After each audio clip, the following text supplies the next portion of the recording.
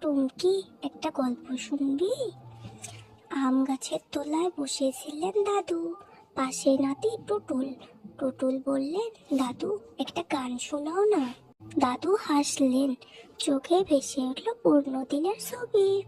দাদু বললেন, আমাদের সময়ে এই আম গাছটাই ছিল স্কুল, মাঠ আর বন্ধু। দাদু হাসলেন, আবার তিনি বলতে লাগলো, ছোট্টবেলায় কিভাবে খালি পায়ে মাঠে দৌড়াতেন, নদীতে ঝাঁপ দিতেন, আর সন্ধ্যায় মায়ের ডাক শুনে ছুটে বাড়িতে ফিরতেন। টুটুল অবাক হয়ে শুনছিল। হঠাৎ দাদু বলল, জানো টুটুল, সুখ মানে বড় খেলনা নয়, ছোট্ট ছোট্ট হাসি। টুটুল দাদুর হাত ধরে বলল, তাহলে দাদু আমি তোমার সাথে সবচেয়ে সুখী। দাদু মুস্কি হাসলেন। আজকের গল্পটা এতটুকুই। কেমন লাগলো?